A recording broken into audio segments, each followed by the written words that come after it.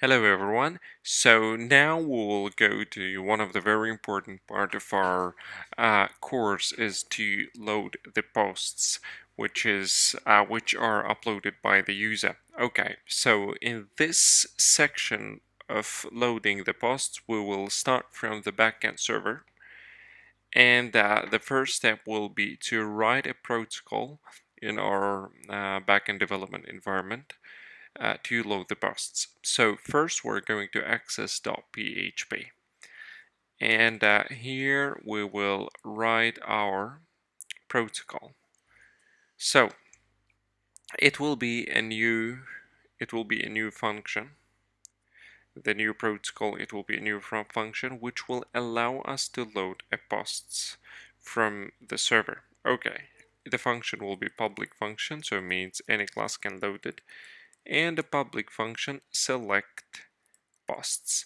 Open the round brackets and then open curly brackets. Inside the round brackets we have a reference variable ID, because this will be the ID of the user who we want to select posts of. Then we have offset. Offset is the value, which means skip, and then we have a limit. I will explain you offset and the limit. Okay, so first I'll create a new array which will later on store the posts. This is array to store the information or posts. Then don't forget semicolon at the end. And the next step will be to write an SQL command. SQL equals, and then we have a quotation marks.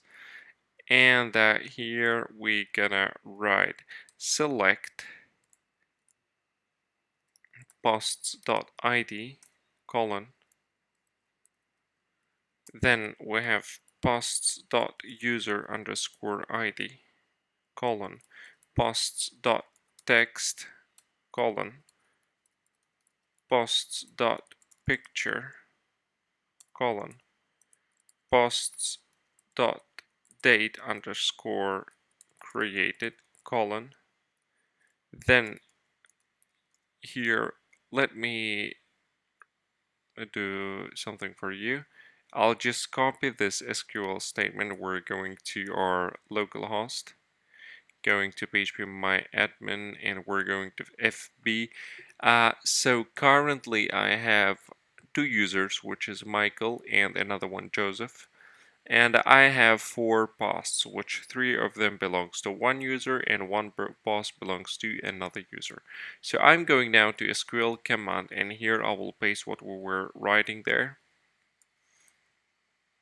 I'll just make it in the readable way. Something like this. Okay, so plus we want to select also from users last name, comma, and users first name and then last name, I'm sorry. Here first name, then last name, comma, and then users.cover, then users.ava, comma. No comma, remove comma, and here we want to select. Look guys, what we are doing, I'll just now explain you.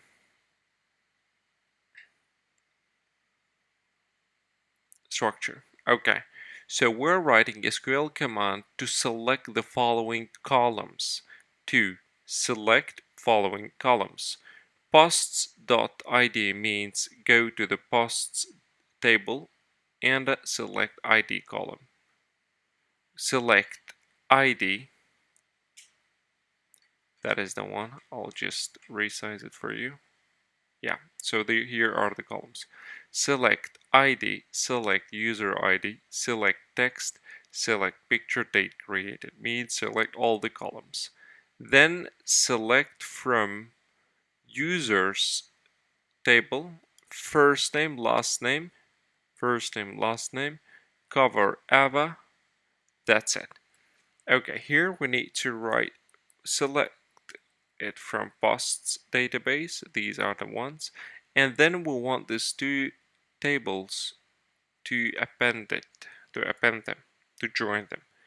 Then left join users on users.id equals to posts user ID.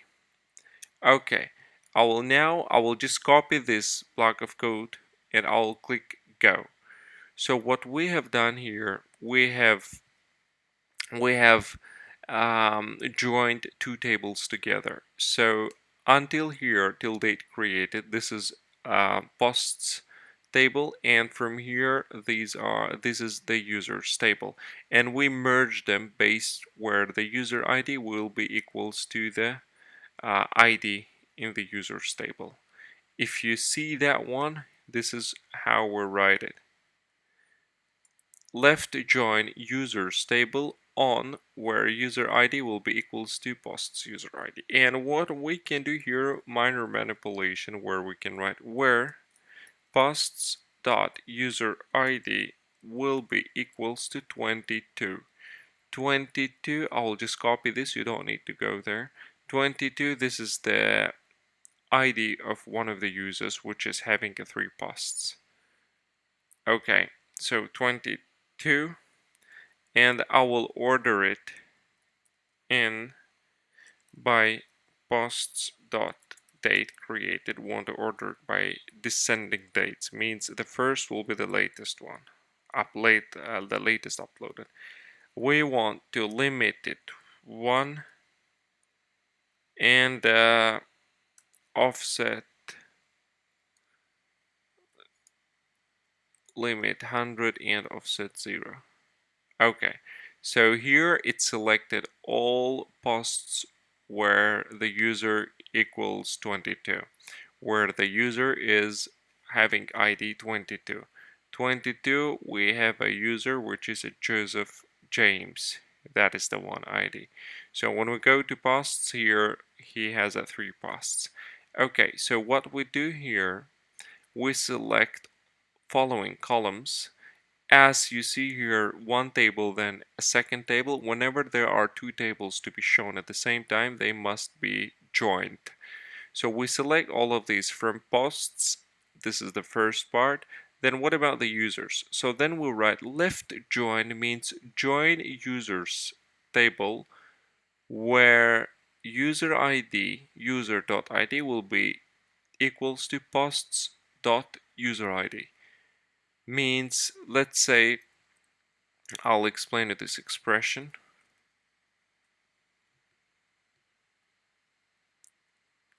Okay, so here is user ID 1. We have here someone which is having the user ID 1 uploaded this post. So this is the user ID 1. So as append all of this information to the posts table. So user and posts will be joined together. And then we add one more conditional where posts user ID will be equals 22. So select all the select following columns from two tables where only the user ID will be equals 22, and then order it by descending order. Okay, very good. So you see we have a 3 posts. If I will write limit only 1, means it will select only one post. Limit is the higher range. Offset is the lower range. Okay, if I will select here offset means skip. Okay, limit 100 and skip, let's say 2. You remember we had a 3 posts. If I write here offset 2 means it will skip the first 2 and it will show the third one. If I write offset 1 means he will skip 1 and 2 he will show.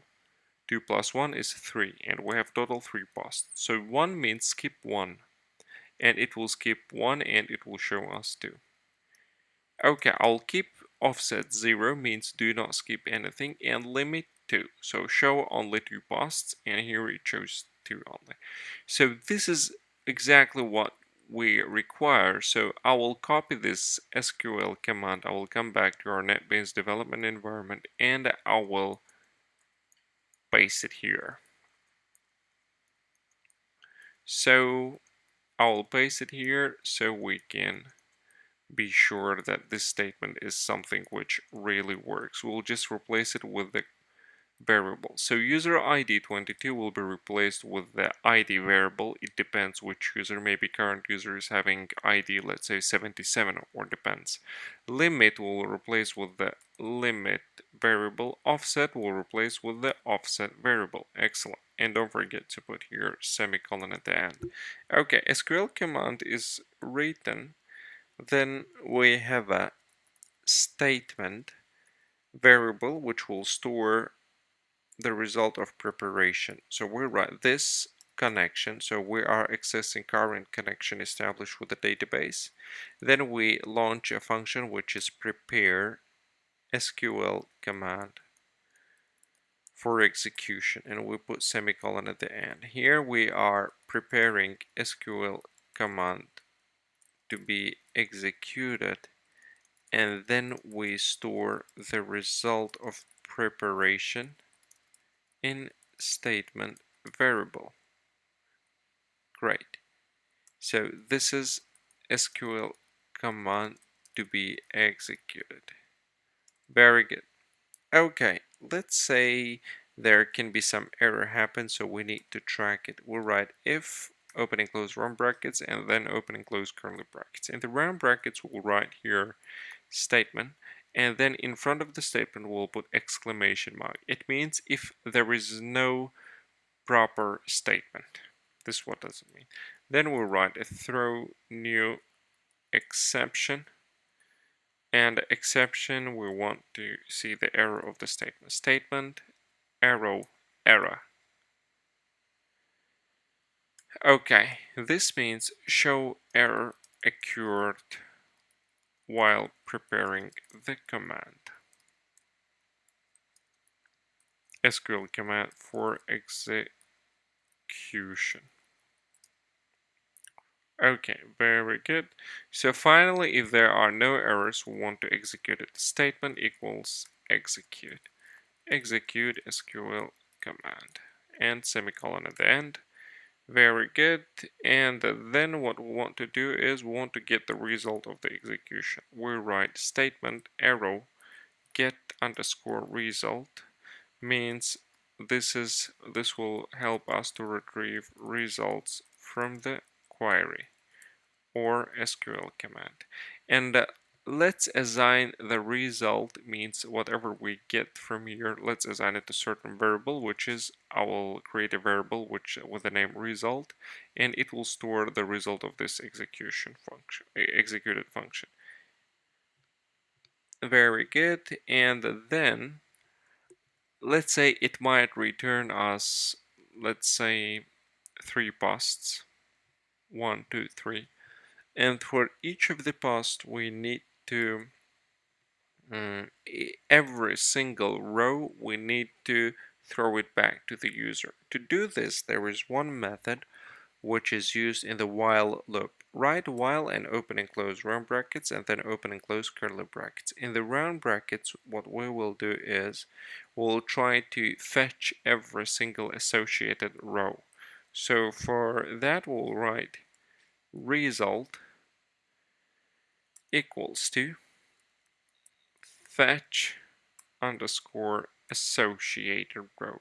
So this result will store all results which the array got. Let's say this which I highlighted will store this 3 rows, and this 3 row will be saved in result variable.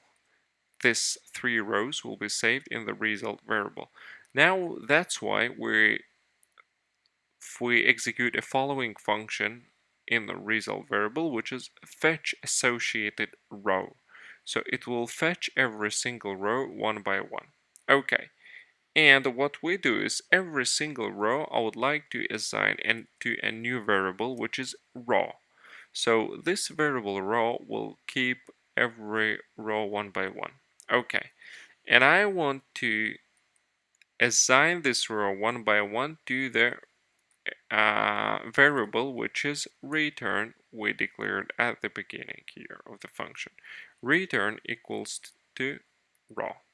Very good, and the semicolon here. And finally we write return. Very good. So what we are doing here, all rows or posts are stored in result. We are fetching every row one by one and assigning it to return variable. So this is what we have done here.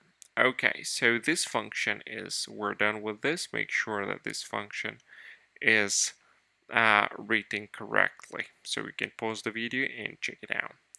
Okay, so that is done. We're now going to the second step.